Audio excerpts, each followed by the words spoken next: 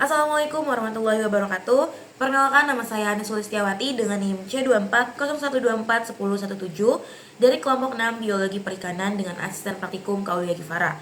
Pada video micro teaching kali ini, saya akan membahas materi tentang reproduksi yang telah dibahas sebelumnya pada pertemuan minggu ketiga. Baik, kita akan mulai dari pengertian reproduksi. Mungkin teman-teman sudah mengetahui bahwa reproduksi merupakan sebuah proses yang dilakukan oleh makhluk hidup untuk melanjutkan keturunannya. Begitupun dengan makhluk hidup seperti hewan, yaitu yang akan kita bahas kali ini adalah ikan. Nah, yang akan kita bahas pertama kali adalah tingkat kematangan gonad. Apa sih itu gonad? Nah, gonad itu merupakan alat reproduksi yang dimiliki oleh makhluk hidup juga. Yang akan kita bahas di sini tentunya adalah ikan.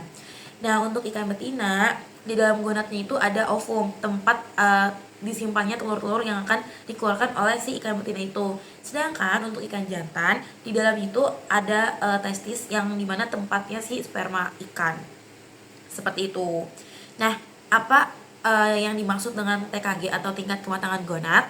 TKG sendiri merupakan tahap tertentu perkembangan gonad sebelum dan sesudah ikan memijah. Itu menurut Effendi 1979. Selanjutnya ada penentuan IKG atau indeks kematangan gonad. Nah, IKG dan TKG itu merupakan bagian terpenting dari konsep biologi perikanan yang akan kita bahas pada kali ini, teman-teman. Balik lagi ke tingkat kematangan gonad. Nah, TKG sendiri itu tuh kita tuh punya dua cara, teman-teman, untuk menentukannya. Yang pertama ada secara morfologis, yang kedua ada secara histologis. Apa itu secara morfologis? Secara morfologis itu maksudnya adalah pengamatannya itu berdasarkan dengan ukuran gonad tersebut yang diamati secara visual gitu, namanya juga morfologis. Jadi kita melihat bentuk nyata dari si gonadnya, teman-teman. Nah, yang kedua ada secara histologis. Kalau misalnya secara histologis itu dengan cara mengamati perkembangan gonad melalui fase perkembangan sel dari gonad tersebut. Nah, biasanya nih metode ini tuh banyak dipakai oleh ikan yang gonadnya kecil gitu. Jadi harus dilihatnya lebih mendalam lagi. Jadi harus dilihat dari fase perkembangan selnya. Sedangkan untuk morfologis itu biasanya yang ukuran gonadnya besar, jadi bisa kita lihat dengan mata telanjang gitu, teman-teman. Oke, mungkin teman-teman bertanya, untuk apa sih kita menentukan tingkat kematangan gonad gitu? Apa sih fungsinya? Nah, di sini kenapa kita harus menentukan tingkat kematangan gonad? Itu ada tujuannya, teman-teman. Yang pertama itu untuk menentukan fase pemijahan ikan. Selain itu juga kita bisa untuk menentukan tahap perkembangan benih ikan atau mengetahui perbandingan antara ikan yang sudah matang gonad dengan yang belum dan ikan yang ada dalam perairan. Selain itu kita juga bisa mengetahui umur ikan dan ukuran ikan yang pertama matang gonad gitu, teman-teman. Intinya kita bisa mengetahui nih kira-kira kapan sih si ikan ini akan melakukan pemijahan, terus kapan juga ikan itu udah matang gonad, itu sih intinya, teman-teman. Oke, tadi kita udah sempat mention tentang IKG atau indeks kematangan gonad. Tapi teman-teman tahu nggak sih apa itu IKG? Nah, IKG itu merupakan perbandingan antara bobot gonad dengan si bobot ikan tersebut. Biasanya itu dalam bentuk persentase kayak gitu. Nah, untuk si IKG atau indeks kematangan gonad ini akan terjadi secara maksimal pada saat akan terjadi pemijahan kayak gitu. Lalu untuk si IKG ini akan sama atau proporsional juga dengan si tingkat kematangan gonadnya, seperti itu. Selanjutnya, setelah kita mengetahui tentang apa itu tingkat kematangan gonad dan indeks kematangan gonad, selanjutnya kita akan melakukan percobaan atau praktikum di laboratorium. Sebelumnya, apa sih tujuan dari praktikum reproduksi kita pada kali ini? Nah, praktikum kali ini memiliki tujuan untuk membuat mahasiswa menjadi paham tentang tingkat kematangan gonad dari suatu jenis individu ikan. Lalu, diharapkan juga mahasiswa dapat memprediksi waktu pemijahan dan tahap perkembangan untuk rekrutmen kayak gitu. Selain itu, diharapkan juga mahasiswa dapat menjelaskan fase-fase perkembangan gonad. Adapun alat dan bahan yang digunakan pada saat praktikum yaitu ada mikroskop tentunya untuk melihat diameter telur, lalu ada timbangan digital untuk mengukur bobot biota uji yang kita pakai di sini adalah gonad ikan. Lalu ada kain lap atau tisu tentu untuk membersihkan alat-alat atau bahan pada saat praktikum, teman-teman. Selanjutnya ada kamera digital, ini untuk mendokumentasikan biota uji pada saat percobaan.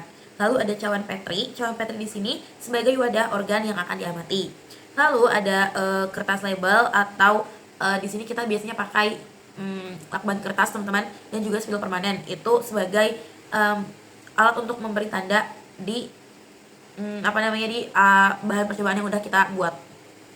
Selanjutnya ada botol sampel, itu untuk menyimpan bagian contoh yang akan diamati. Di sini kita akan mengamati gonad dan usus, teman-teman. Selanjutnya ada trash bag, di sini tentunya untuk tempat sampah. Setelah selesai analisis, lalu ada alat bedah untuk melakukan pembedahan pada ikan. Lalu ada formalin 10% atau alkohol teknis 96%, itu untuk menjadi bahan pengawet dari bagian-bagian ikan yang akan kita amati seperti itu. Selanjutnya ada ikan segar. Di sini kelompok kami mendapatkan ikan kembung gepeng seperti itu. Selanjutnya ada kaca preparat, itu tentunya untuk melihat diameter telur pada mikroskop. Oke, kita akan memasuki tahap prosedur kerja atau langkah-langkah yang harus kita lakukan. Sebetulnya langkah percobaan pada praktikum kali ini itu sama dengan praktikum di video micro teaching kemarin, yaitu membedah ikan, teman-teman. Ini merupakan lanjutannya sebetulnya. Jadi setelah kita membedah ikan, kita akan tentu mendapatkan gonat yang kita inginkan gitu dari si ikan tersebut.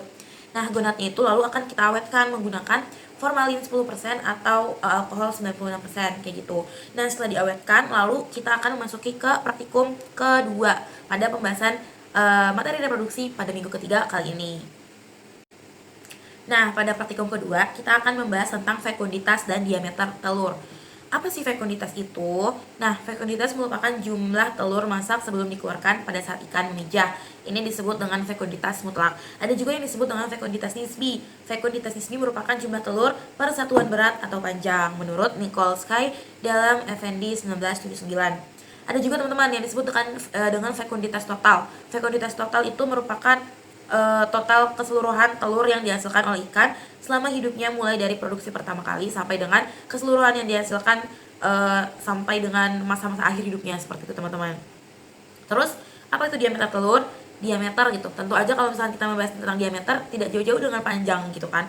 Jadi diameter telur di sini merupakan garis tengah atau ukuran panjang dari suatu telur dengan mikrometer berskala yang sudah diterapkan kayak gitu. Oke, lanjut ke tujuan praktikum kedua kita pada kali ini. Nah, tujuan praktikum kita kali ini adalah untuk mengetahui jumlah telur ikan yang telah masak, untuk mengetahui ukuran telur ikan, untuk mengetahui perkembangan individu menjelang pemijahan, dan untuk menduga produktivitas dan potensi produksi dari kelompok ikan.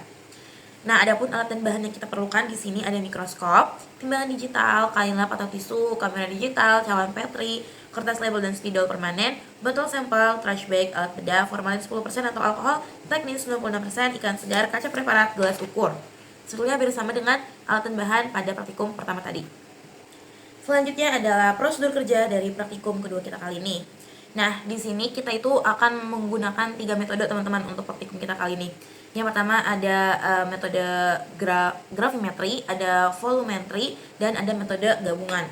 Yang pertama dulu yaitu metode gravimetri. Nah, metode gravimetri ini kita itu melakukan pengamatan untuk si gonatnya itu secara langsung dan menggunakan bobot si gonatnya, teman-teman. Kalau misalkan untuk volumetri itu kita menggunakan tambahan volume untuk mengetahui si jumlah telur dari gonatnya. Sedangkan untuk gabungan ya udah kita gabungin gitu dari kedua metode tadi, dari gravimetri dan juga volumetri, seperti itu. Baik, selanjutnya adalah metode pertama yaitu metode gravimetri. Nah, tahap pertama adalah kita akan menimbang bobot gonatnya terlebih dahulu. Setelah mendapatkan bobot gonatnya, baru kita akan belah gonat tersebut menjadi 3 bagian. Ada bagian atas atau anterior, ada bagian tengah atau middle, ada bagian posterior atau bagian bawah. Seperti itu. Lalu ketiga bagian itu kita timbang lagi sampai mendapatkan angka 0,1 gram. Nah, jika ketiganya sudah ditimbang dan mendapatkan bobot 0,1 gram, selanjutnya kita tambahkan air pada masing-masing gonat yang telah dibagi per bagian gitu teman-teman. Sebelumnya bagian yang sudah dibagi tadi kita letakkan di cawan Petri. Nah, gonat-gonat yang sudah terbagi 3 dan diletakkan di cawan Petri tadi, kita kasih air teman-teman, kasih aquades. Nah, setelah kita kasih aquades, kita burai gonatnya sampai telur-telurnya itu keluar dari gonatnya gitu, sampai kelihatan tuh telur-telur ikannya.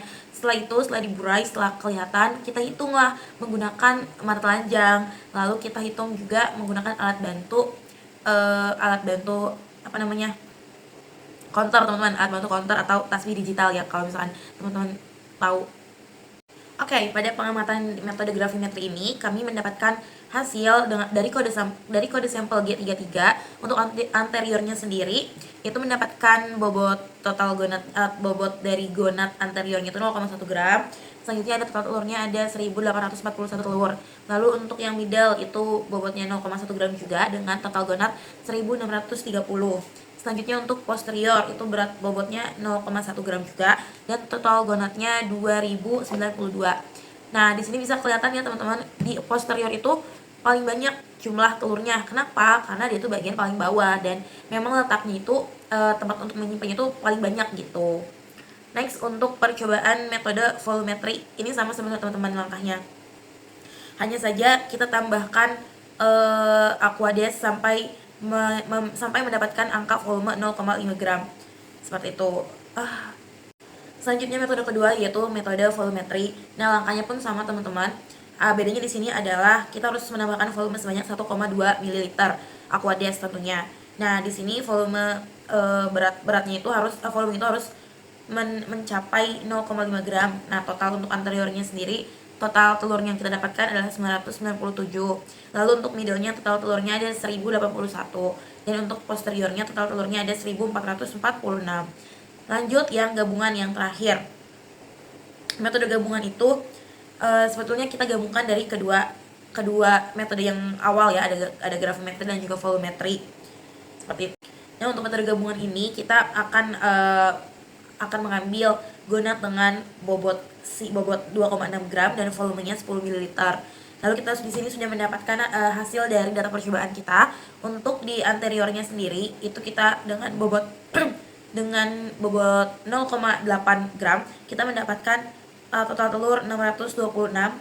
Lalu untuk middle-nya total telurnya kita dapatkan 586 dan untuk bagian posteriornya 731 telur. Seperti itu teman-teman.